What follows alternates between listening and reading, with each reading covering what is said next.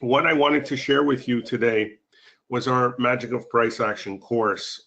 There's a number of different things we teach here at Trading Wins, but the price action course is actually one of the very basic items that I think every trader benefits from. Unless you can read a chart bar by bar or candle by candle, it's really difficult to become a successful trader. So I wanted to spend some time on that today. I really hope you enjoy the presentation. So welcome once again. As Renee said, I am Vince Vora. I'm the head trader here at Trading Wins, and I have been doing this for a little over 30 years now. Throughout that time, I've developed several strategies and trading systems that are not only used by retail traders such as yourself, but these days by hedge funds and money managers. I will always remind you that trading can be risky, so please don't trade with real money until you are completely comfortable. And as usual, I will start with that one simple poll question I always start with, which is, how many of you have seen me present at an event or a webinar such as this before? Please take a moment to type in yes or no in the chat, and we'll get started. I'm just going to take a sip of my water here. Excellent. I see some familiar faces. Michael, back with us again. Thank you for being with us again. All right. Thank you so much. In today's presentation, I do want to give you a brief definition of what price action is, but more importantly, how to use it. And throughout that process, we will be talking about reversals and continuations, which are fancy names for pivot points. I'll explain what they are. I'll explain how they should be used, and I'll explain why you need to use these in your trading. When you use the basics of technical analysis, everything else becomes so clear that it's really difficult to misinterpret the chart in any way. So these are, although they're simple things, they are very, very crucial to your trading success. And we're also going to talk about support and resistance. The pivot points really help you identify areas of support and resistance. But again, I will show you exactly how to use them. And then we'll talk a bit about the difference between indicators and tools, and actually share a couple of tools that would be beneficial for you. And hopefully near the end of this presentation, we will have time for some Q&A. Happy to answer all your questions. So what is price action? Well, obviously, price action is the movement of a securities price. So whatever underlying you've got on your chart, it's that back and forth. But price action is actually what we use to make sense of that back and forth, that random price movement. When you understand how to read those candles or those open, high, low, close bars, and it doesn't matter which one you use, whatever you're comfortable with will work. You read it the exact same way. For purposes of this demonstration, I am going to use candlesticks, but again, open, high, low, close bars are fine as well. And when you realize what each bar means and who's in control overall, whether there is a trend, whether it's clear or not, that either buyers or sellers are in control, that really clears everything up for you, and you no longer have to rely on an analyst or someone else's opinion on where the market's going. You'll know exactly where it's going and what to expect, how far to expect it to go. So price action is really those swings, the highs and lows, the resistance, the consolidation, all that has to do with pivot points, and we're going to get into that. At the beginning, though, what I'd like to do is just define what a candle is, what it means, and exactly how you should be interpreting each one. So when you sit down to trade and you look at a chart, you need to be able to answer two questions. One is who, between the buyers and sellers, who won the individual tug of war for that particular candle? And any time frame is okay. So whether this is a 5-minute bar, whether it's a 15-minute, a daily, a weekly, a monthly, you read it exactly the same, okay? But you need to be able to understand who won the individual tug of war that makes up a candle, and then who's in control overall, okay? And after a few slides, I'll bring up my charts and we'll go through several examples, and hopefully by the end of this will be very clear for you. But on most charting platforms, you're either going to have black and white candles or you have green and red. The white or the green are bullish, and the black or the red are bearish. Now, what it really means is this. If you see a green candle or a clear candle like this, it means that that particular market, that particular stock, forex contract or futures contract, forex pair, whatever it is that you're trading, and it works the same across the board. What it means, if it's clear or green, is that the close was higher than where it opened. So whenever you see a clear or green candle, you know that the open was at the bottom edge of the body. And then we went as low as this point here on this wick and as high as this point, and then settled into close here, which was higher than the open, which is why it would be colored either green or left clear, okay? So, and the opposite is true for a bearish candle, meaning we closed lower than the open. So when you see a red or a black candle, you know that the opening price is at the upper edge of the body. We went as high as this point, as low as this point, and settled into close at this point here, which was lower than the open, and that's why it's colored either black or green. So each candle is a tug of war between buyers and sellers. And again, whether it's a 1 minute candle, a 5 minute, or it's a much longer tug of war, a weekly or a monthly, you read it exactly the same. But that's what it is. And so you need to define who won this tug of war, or who won this tug of war, and then who's in control overall. So obviously with a bullish candle, you know, when you open up here and throughout the session you go as low as here, as high as here, but you settle here, buyers did win out there, right? And the opposite is true here. So now there are different types of candles though, with different ranges, different looks. What do they all mean? Well, I want you to read each one exactly the same, and it tells a story, okay? So if we look at this small candle here, the small clear candle, we would read it the same. Because it's clear, we know that it opened at the bottom edge of the body here. Then it went as low as this point, as high as this point, and settled here, which was higher than the open. But what does it tell us? It tells us that it wasn't much of a tug of war, was it? Very low range, from high to low, there was very low range, so there wasn't a whole lot of back and forth.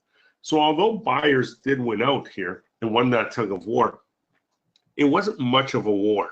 So that tells us that that particular candle isn't all that significant, as opposed to the one to the right here, this much larger clear candle. You read it the same. We opened at the lower edge of the body. We went as low as this peak, as high as this peak, and then we settled up here at the upper edge of the body. Now this one, obviously there was a much wider range. So it was a much more significant tug of war, and buyers dominated. I mean, they pushed the price way higher here from where we opened. So this type of candle carries a lot more weight, or you should pay a lot more attention to this type of candle compared to the smaller one to the left. To the right here, the black ones are exactly the same. It's just in the opposite direction. We opened up here, went as high as this point, as low as this point, and closed here. Again, not much of a tug of war, although the sellers did have a slight advantage. The one to the right here, sellers dominated. They drove the price down. It was a much wider range, okay? So a much more significant candle. Now, candlesticks have names. I don't want you to worry about the names. The names don't matter. They may only confuse you. What you want to do is just worry about the look of the candle and what it actually means. So what you're seeing here on your screen now, these are the most powerful types of candles that you will see on any chart. And what it means is we opened here, which was actually the low of the day. We never went any lower than where we opened. But throughout the day, buyers were pushing price higher and actually closed at the absolute high of the day. So buyers completely dominated. They couldn't dominate any more than they did here, except if this was even longer, right? The longer or the wider that candle is, the more significant it is, obviously. But when you open at the low of the day, and that is the low, and you close at the high, that is the most significant type of candle. And then the bigger the candle, the more significant, right? And same with here on the black one. The sellers, from the second the market opened, they drove the price lower and actually closed at the lows. A very, very significant candle. So these are the ones you need to pay attention to, okay? Now, we have others that are known as spinning tops or dojis. What we really refer to these as is indecision type candles, meaning if you look here, there was a pretty significant tug of war going on between the buyers and the sellers, a big range from low to high. But, you know, we could say buyers had a slight edge, but not much. It was more or less a tie, right? So this one, buyers had a slight edge. The one to the right, sellers had a slight edge, but not that big of a deal. The significance of it is that there was a tug of war back and forth, but there was no clear winner. And that should cause you to pause, because normally these types of candles appear at either the end of a downtrend or the end of an uptrend. Okay, so they are significant, but in and of itself, all they mean is there's some indecision there, no clear winner. And the dojis here to the right are even less clear. The reason being is the bodies are much smaller, so there really was no clear winner at all. I mean, if you look at the one here on the left, we opened and closed at the same price, right? No clear winner at all. And the range from high to low was smaller. So not as significant a tug of war and no clear winner. Again, these appear at the bottom of downtrends and the top of uptrends, sometimes in between, but whenever you see one, it's a red flag. It's a reason to pause and wait to see what happens next, to see if we do get a change in direction, okay? So let me bring up my charts and show you with a real example here what or how you should read these and look at it. Now, before I get to that, I do want to give you a tip. I do this in most presentations as well. You know, your job as a trader is to try to make trading as easy for yourself as possible. And trading with trend and momentum on your side is half the battle. But also trading with a nice clean chart. And that's the real beauty of price action. When you don't need other indicators and you're just looking at the bars themselves, everything is so much clearer. Okay, now I do trade with indicators, don't get me wrong. I have several systems that involve several different indicators and I love using them. But the difference here, if you look at a chart with a bunch of indicators, it's not as clear or not as easy to read the candles, is it? And the bars to determine who's winning that battle, that individual battle, and who's in control overall. Sure, we can use tools to identify trend and even momentum, but it's so much clearer. So trading, I always say, is a process, right? You start at the very beginning and then as a beginner, and then you get to the expert level. But for you to do that, you really need to understand each and every step in that process. And it's so much easier to grasp when you start off with a clean chart like this. It's just the same as, you know, you have here a clean trending chart. It's obviously moving slowly but surely in one clear direction. So it's really difficult to misinterpret. If I asked you what the next direction was, you'd probably say higher, as opposed to something that's very, very choppy like this. It's very difficult to determine what the next direction is. And even if you were to find an area to enter a trade, long or short here, the likelihood of you getting stopped out is very high because of all the choppiness, all the back and forth. Look at the different sizes of these candlesticks. When something is trending strongly and has a lot of volume behind it, okay, the candlesticks or the bars are more or less very, very similar in size. And again, making it very, very easy to read, okay? But let's take something like the Dow Jones, okay? And let's focus in on these areas back in here. So, you know, when we look back here, now this is going back to late October, but if we looked at this stretch of red candles, it's pretty easy to say, well, it looked like sellers were in control here, right? Then suddenly we got a pop. higher. And it's pretty clear from this green candle here that the buyers won this particular tug of war, is it not?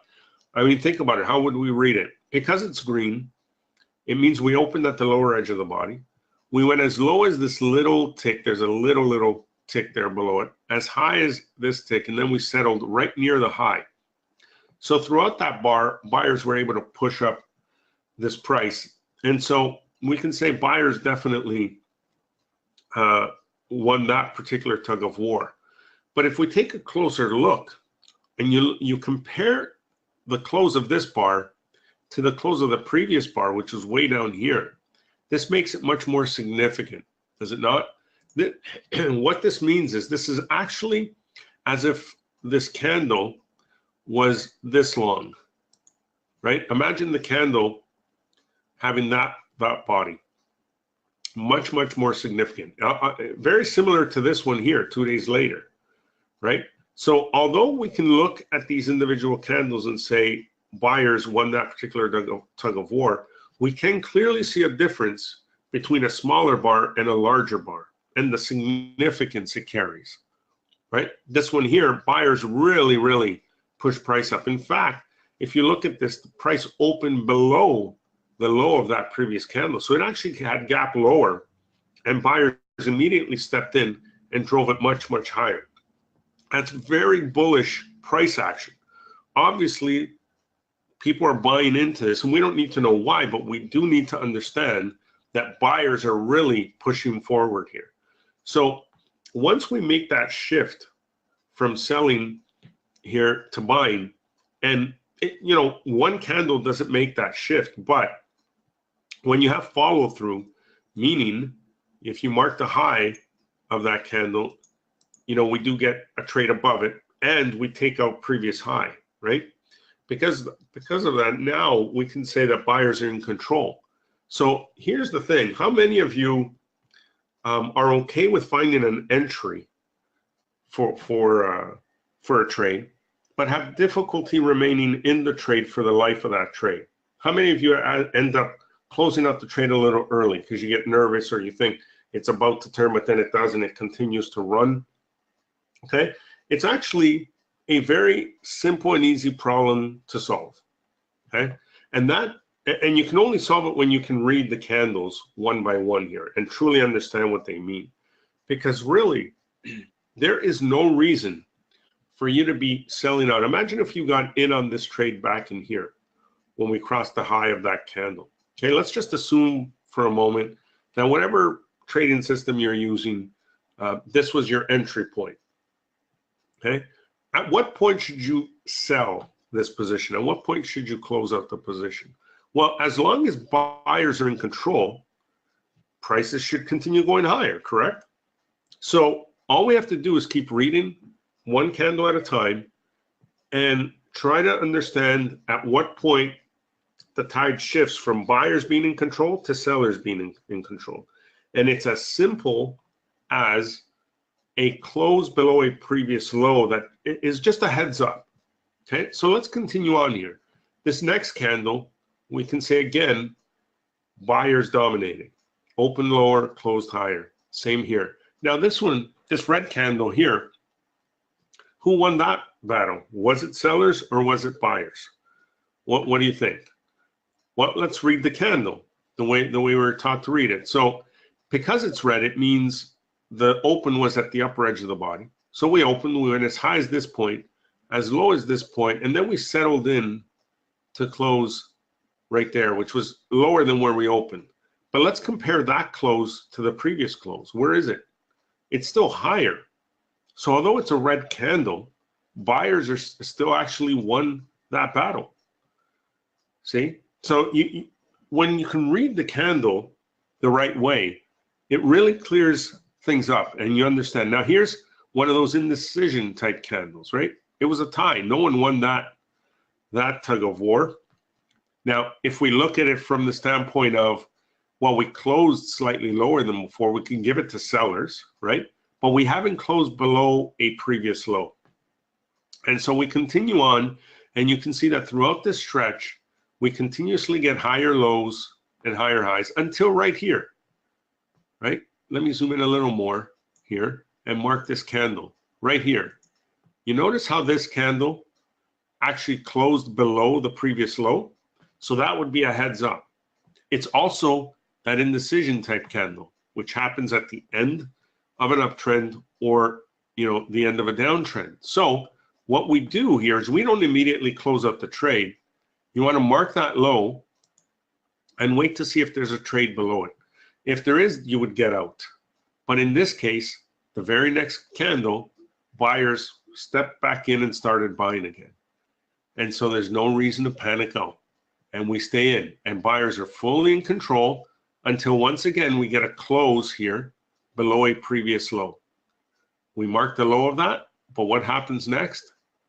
Buyers step right back in, right? Now here, we again get a close below a previous low. It actually happened back here as well, but buyers stepped in. Now here it happened again. This time though, when we mark that low, we get a trade below it. And so that would be our exit. Now you notice that from the very beginning, if I zoom out a little here, throughout the stretch, look where it got us out, right? From here to here, pretty much the entire move before it went into consolidation mode, okay? And it's very basic. It's just being able to read each candle one at a time. That's all it is.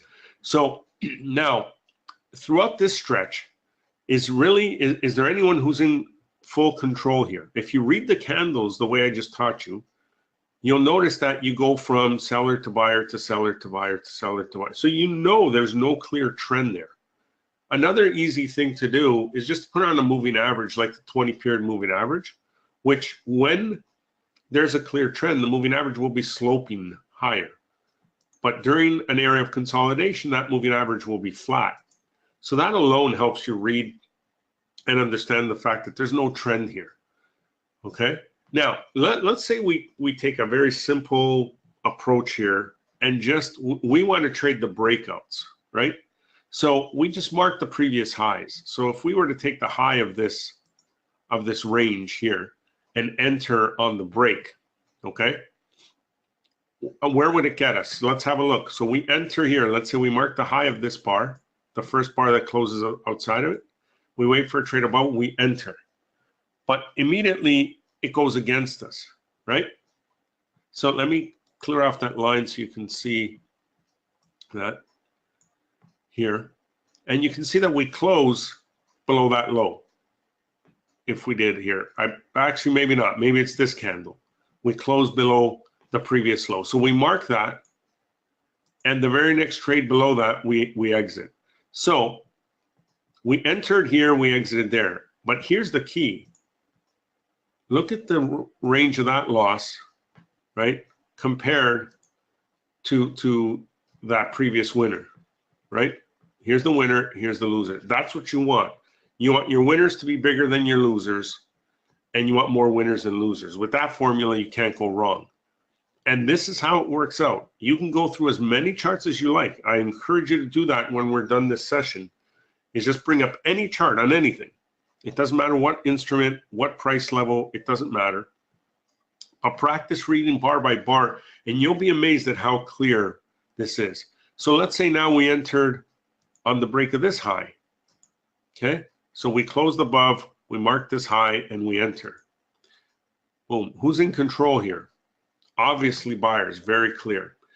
Here's sellers win this battle, okay? But is it a close below a previous low? No, it's not. So we don't have to worry about it. Next part, buyers step in. And we continue on until you get a close below a previous low, right? That's the only time you're out. Until that happens, there's no need to get scared out of a trade. So when you see a red candle like this, you don't need to panic. You don't need to close everything out. You just wait for a close below a previous low and then go from there, okay? It's very simple, and whether you're using an index chart, a stock like Goldman Sachs here or anything, it's read the exact same way, okay? Now, what the other tool, aside from being able to read the candles one by one so you understand who's in control and who isn't, okay? And again, you can turn off CNBC or stop listening to analysts, or, you know, you can ask me my opinion. I'll give you my opinion, but my opinion doesn't mean anything or shouldn't mean anything unless it was confirmed by the price action on the chart. So if I said back in here that I thought Goldman Sachs was going higher, you should be able to look at this chart and say, well, for Goldman Sachs to go higher, buyers need to be in control. Are buyers in control? And you should be able to answer that yourself. Okay? So that's the importance of being able to read it candle by candle. Now, the other part of technical analysis that is extremely important is understanding pivots and how to use them and what they do for you. So a pivot is this. You know, no market goes straight up. What tends to happen is this, a bit of a zigzag, right? Like this. And then it'll eventually turn over and come back down, etc. Right? Well, your pivot lows are these points, the lower points. Those are pivot lows. Just like on the way down, it's this pivot low and this pivot low. And the pivot highs are these ones, okay? And on the way down, they're over here, okay? And this is obviously a pivot high as well. Now, at first glance, you may think, well, who cares? What's the big deal? It's just a slight turning point. But that's everything. That's everything. Those turning points are what you need to identify future levels of support and resistance, which are going to be very, very important for you. Let me show you an example, okay? Now, imagine we were trading Marriott back in here, okay? And at every pivot, and by the pivot here, zoom into this and I'll show you right here. You see how when you're moving higher, you're making higher lows and higher highs. So each candle, for example, this low is higher than this low, the next low is higher than that low, and this high is higher than that high, and this high is higher than. So as long as you're making higher lows and higher highs, the trend is higher. When you shift and start making lower highs and lower lows, that's when you've turned, okay? So when you see something like this,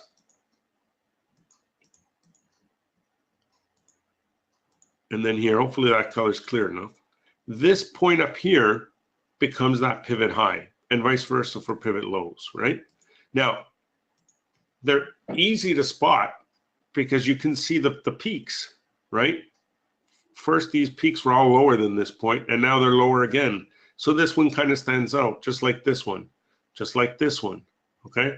So all you need to do is take your trend line tool, right, and start marking these peaks. So from back in here, imagine back in here, we see these peaks, and actually I'm gonna take a different tool, and we draw lines at those low pivots.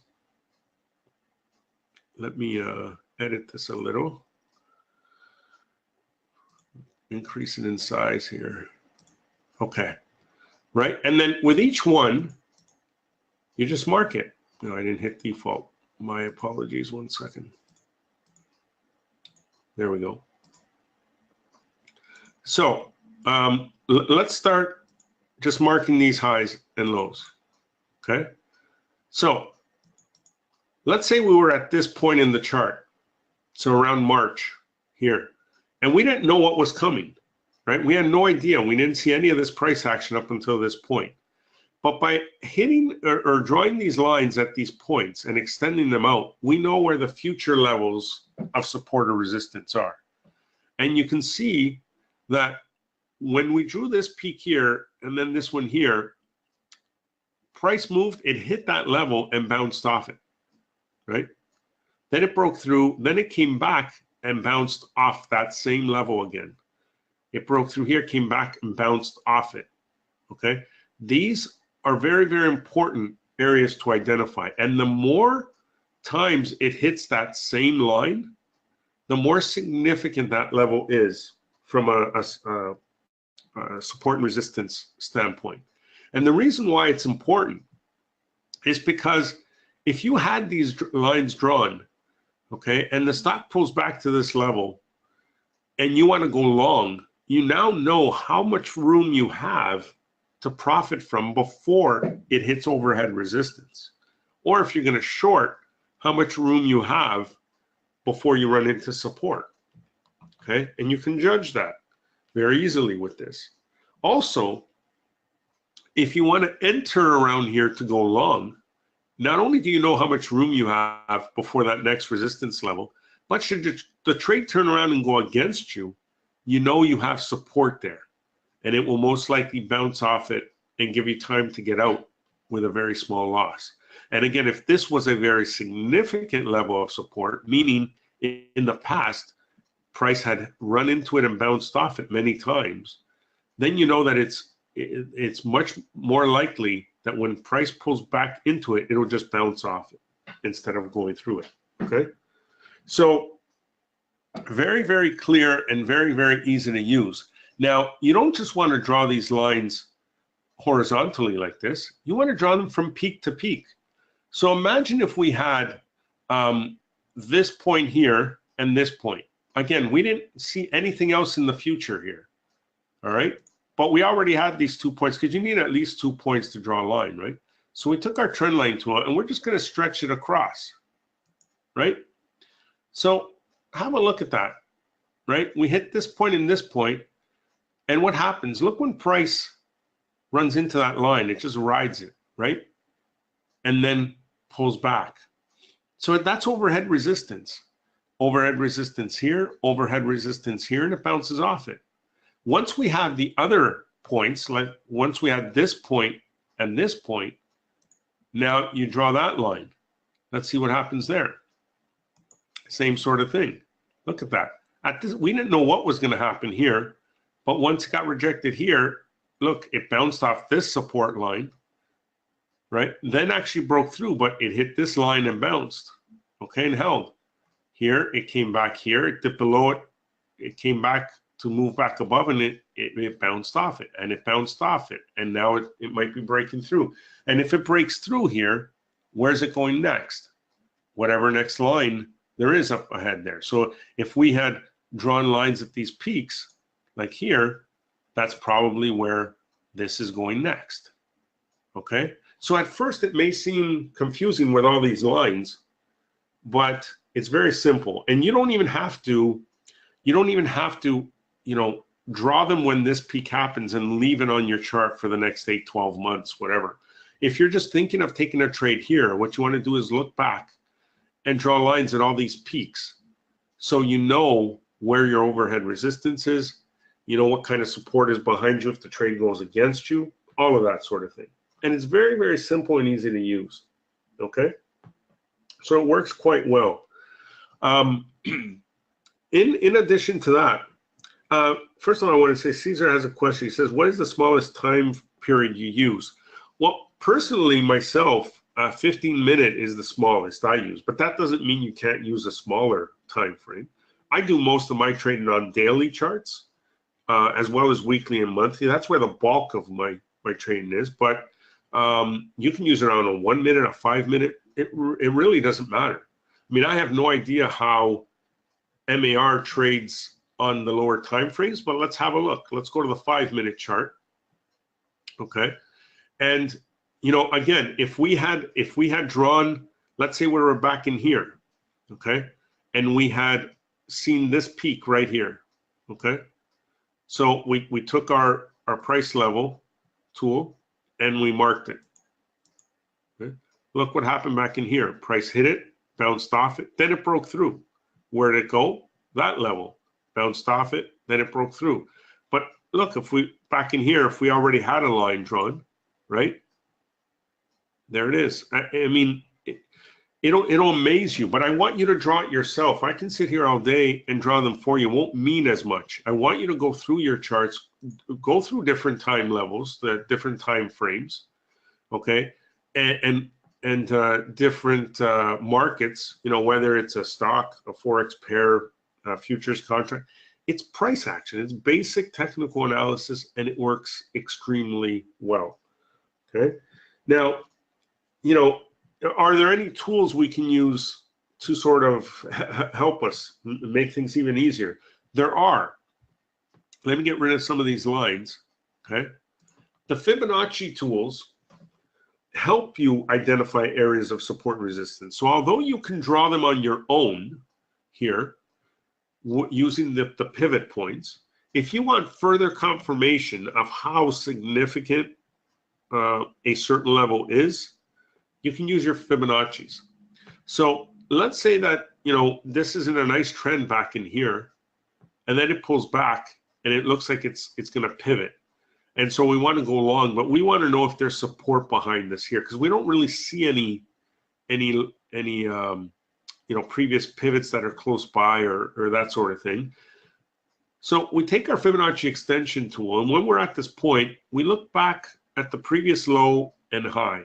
Okay, so I'm just going to take this low here and this high here.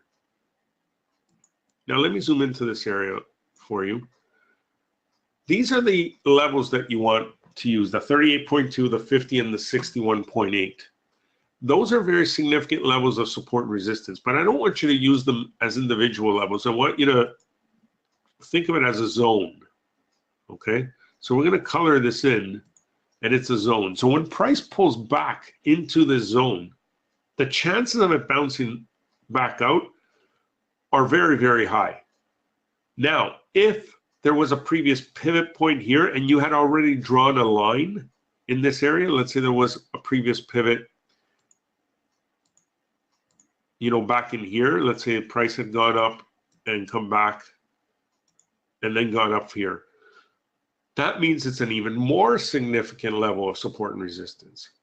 The reason why this is important is because if you enter here and the stock immediately turns on you, you know you have a very thick level of support, and you'll at least be able to get out, because you see how when price hits it, sometimes it does happen that it's one bar and goes right through, but that's an extreme example. Usually, the more support there is, the more it hangs around there for a little while. And that gives you plenty of time to read the chart candle by candle and get out at a small loss if that happens, right? So when you have a situation like this where you know you have a lot of support behind you, but let's say the next pivot wasn't until up here, now you know you got a ton of room for profit, and it's very safe because you have a lot of support behind you, okay? So these are great tools for you to use. Another tool you can use that is known as an indicator, it's more of a tool, and that's the average true range, known as ATR. Now, this is only for those of you who day trade, right? Who trade on the lower time frames, anything lower than a daily. What this does is it takes the past 14 bars and it averages the range from high to low for those 14 bars. So if you look at MAR here, back in here, okay, the most recent candle that we have on our chart right here, that means there's about $1.60 of range on average over the past 14 bars. So if you're going to day trade, you want to know on average how much that underlying moves, okay? Because if you have a stock that moves on average 10 cents in a day, your probability of profit, or at least significant profit, is very low. But if you have something like an MAR or a Tesla, for example, a lot of those stocks can go up to a $10 range, $12 range in one day, okay? So it makes a big difference. And then when you incorporate it into these other aspects of technical analysis, in other words, you're reading the chart, you know who's in control, okay? You know where your support is, you know where your overhead resistance is, and you know how far or how much the stock tends to move bar by bar. It really makes trading so much easier, okay? It really does.